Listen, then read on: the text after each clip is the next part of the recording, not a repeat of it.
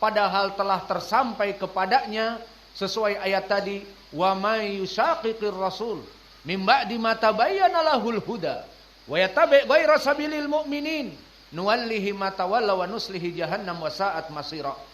Maka barang siapa yang menyelisihi sunnah-sunnah Nabi dan telah datang kepadanya ilmu hidayah dari dalil sunnah tersebut, bahkan mengolok-oloknya, maka mengikuti juga jalan dari kaum selain ahli sunnah as-salafiyah, kata Allah, nuwallihi ma tawalla wa nuslihi jahannam wa sa'at masira. Kami palingkan dari jalan kebenaran, maka mencintai kelompok ahlul bid'ah dan akan masuk kepada kebid'ahan, kekufuran, kesyirikan, dan mati dalam keadaan menjadi ahli nar. Maka dari contoh yang pertama, al-uqubah al-ajilah, the punishment, iqab yang diturunkan langsung oleh Allah bagi mereka orang-orang yang istihza, mengolok-olok dan tidak mau melaksanakan sunnah, telah datang dan kami berusaha untuk mengumpulkannya di hadis-hadis yang sahih. Maka yang pertama, hadis yang diriwayatkan oleh Imam Ahmad dari jalan haddatsana Ismail an Ayyub an Ikrimah an Ibni Abbas an Abi Hurairah, berkata Rasulullah sallallahu alaihi wa ala alihi wasallam, naha Rasulullah sallallahu alaihi wa ala alihi wasallam an yasraba min fi as-siqa. Naha Rasulullah sallallahu alaihi wa ala alihi wasallam an yasraba min fi as-siqa. Maknanya, Nabi Muhammad sallallahu alaihi wa ala alihi wasallam melarang seorang muslim untuk minum dari mulut teko langsung. Ditafsirkan oleh para ulama, disarah bahwa seperti biasa ada teko yang misalnya di rumah itu dia untuk diminum berjamaah di zaman dulu. Maka dia itu dimasukkan ke gelas kemudian diminum. Teko, kendi, ataupun apa saja kumpulan dari air. Maka Islam tidak mengajarkan kejorokan dan penyebaran dari virus ataupun bakteria. Maka di saat seseorang ingin minum, maka dia menyimpannya di gelas, kemudian dia meminum. Tidak minum langsung dari ceret atau dari kendi. Ini makna hadis, nah Rasulullah SAW an yasroba min fi as-siqa.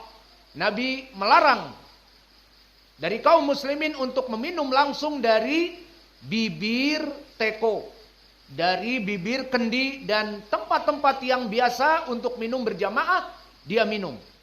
Meskipun air galon, seperti kita di pondok, air galon harusnya pakai gelas, dia enggak, diminum di bawah air galonnya. Maka orang yang datang setelahnya merasa jijik. Maka Islam mengajarkan kepada kesehatan, menjaga dari kebersihan. Tidak boleh seseorang minum dari tempat umum, dari teko langsung, maka seperti itu dilarang. Maka hadis ini, hadis yang diriwayatkan oleh Imam Ahmad dari jalan Ismail. Siapa Ismail? Ismail ibnu Ulayyah. An Ayyub. Siapa Ayyub? Ayyub As-Sikhtiyani atau Ayyub ibnu Abi Tamimah. Dan Ikrimah an Ibni Abbas an Abi Hurairah. Maka Ikrimah dia maula dari Abdullah ibnu Abbas dan Abi Hurairah sahabi. Maka sanad hadis ini sangat sahih, musalsal bil a'immah. Ismail ibnu Ulayyah imam, dan juga Ayyub ibnu Abi Tamimah imam, dan juga Ikrimah maula Ibnu Abbas imam, dan Abu Hurairah sahabi. Maka sanadnya di atas derajat yang sahih, karena derajatnya imam, sangat sahih kita katakan. Maka di dalam hadis ini menjadi pendalilan dilarang kita untuk minum di tempat-tempat umum, kemudian kita minum langsung di mulut kita.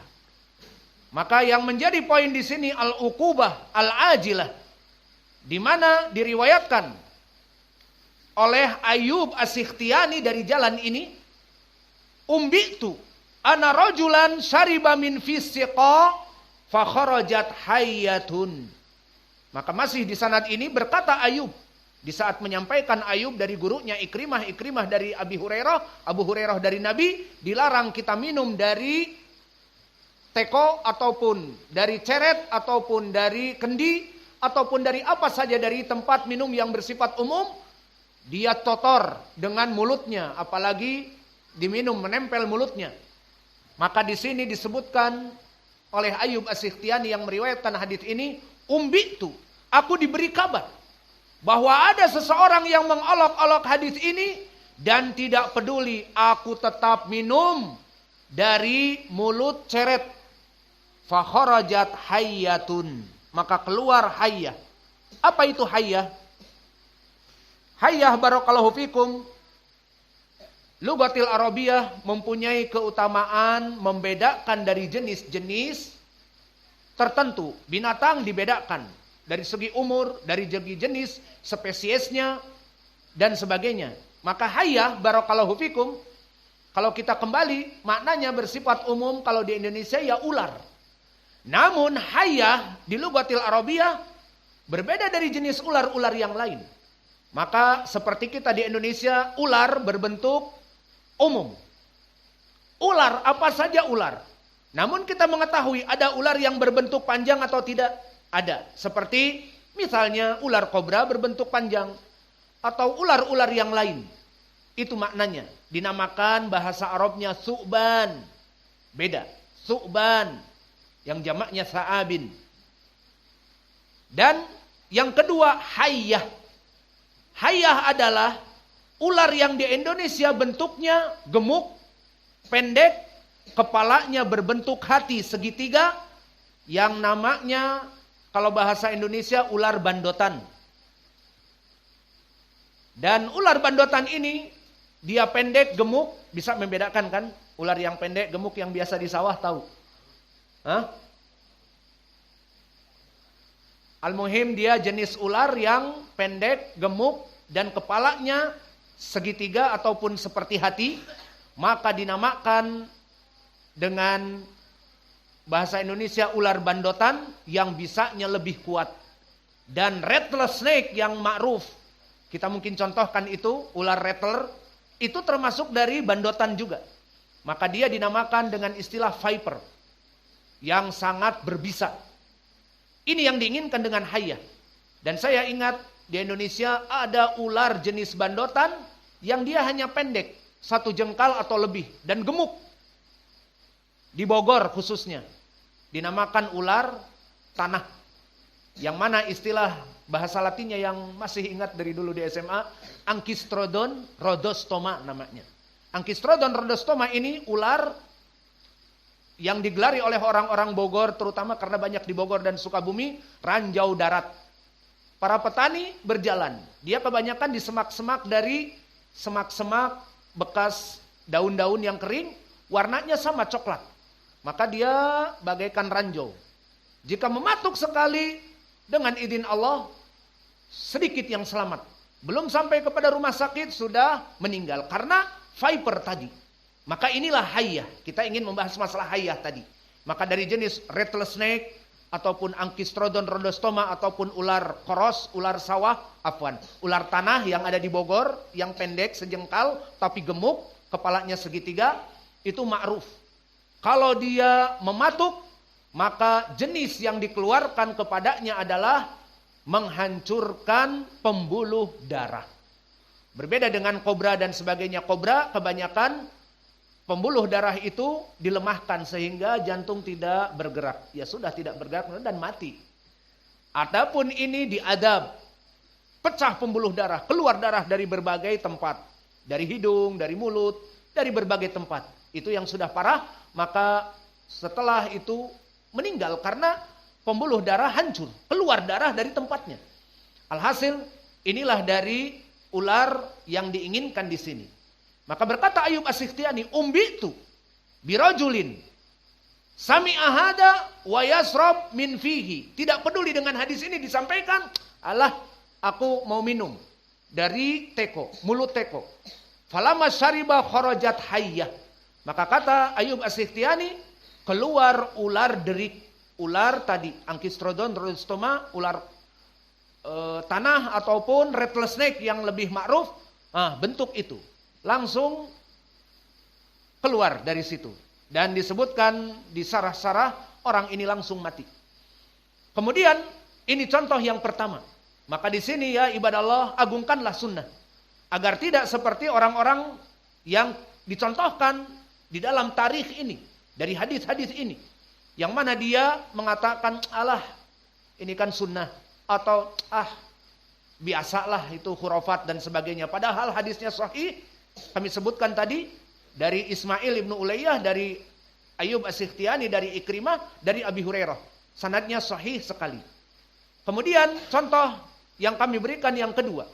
Hadis yang diriwayatkan oleh Imam Muslim dari Ibnu Umar dan Jabir. Qul biyaminik fa inna asyaiton ya'kulu bisimal. Maknanya, makanlah dengan tangan kananmu. Wasrob min yaminik. Dan juga minumlah dengan tangan kananmu. Fa inna syaiton yasrobu wa ya'kulu min simalih. Karena syaitan itu dia makan dan minum dari tangan kirinya. Sudah jelas hadis ini menjadi pendalilan tentang permasalahan makan dan minum dengan tangan kanan, dengan bukti pendalilan juga bahwa syaitan makan dengan tangan kiri dan minum dengan tangan kiri, dan kita diperintah untuk menyelisihi syaitan. Wala tattabi'u khutuwati syaitan. Janganlah kalian mengikuti langkah-langkah syaitan. Apa yang dilakukan syaitan, kita menyelisihinya. Dan ini perintah Nabi tadi. Makanlah dengan tangan kanan dan minumlah dengan tangan kanan, karena syaitan minum dan makan dengan tangan kanan. Dan juga di hadis yang lain dari Umar ibnu Abi Salamah, masih kecil. Lihat bagaimana tarbiyah Nabi. Di saat Nabi makan, dan di sini juga menjadi pendalilan dari sunnah makan berjamaah. Maka Nabi dulu penuh tawadhu. Seorang Rasul tidak makan sendirian di kamar, tetapi makan berjamaah dengan keluarganya juga. Maka di sini Umar ibnu Abi Salamah, dia Robib. Dia adalah anak dari Abu Salamah, dan Abu Salamah meninggal. Maka Ummu Salamah menikah dengan Nabi. Maka anaknya tadi anak angkat dari, bukan anak angkat, anak dari istrinya, dari Abu Salamah. Maka Nabi makan dengan anak istrinya, anak tirinya maknanya. Maka Nabi makan bersama. Di saat makan, namanya juga anak kecil, lapar. Maka dia menjolorkan tangan tanpa membaca basmalah. Dan makan di tempat mungkin ke arah Nabi dan sebagainya. Maka ditahan oleh Nabi. Ya gulam, samillah. Wakul biyaminik. This the point. Wakul mimman yalik.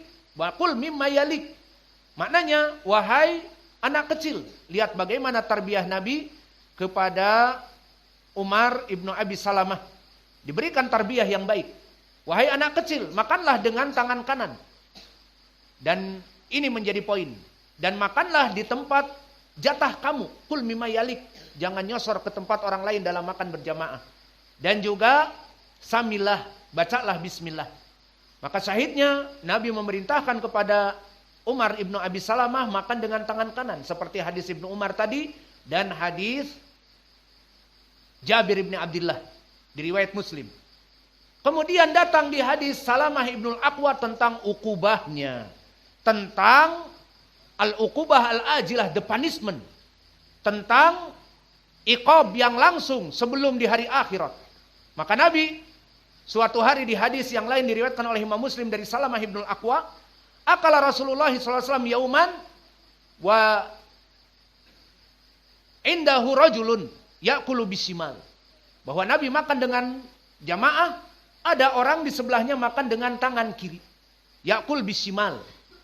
Maka Nabi menasehatinya, Nabi langsung. Bukan hadis disampaikan oleh sahabat, hadis dari Nabi atau tabi'i atau kita. Dari hadis sahih. Ini Nabi yang menyampaikan. Qul biyaminik, makan dengan tangan kamu. Apa jawab orang ini? La astati, dengan gampang mengatakan, aku enggak sanggup. Dan Nabi mengetahui apa yang ada di hatinya dari Allah tentunya.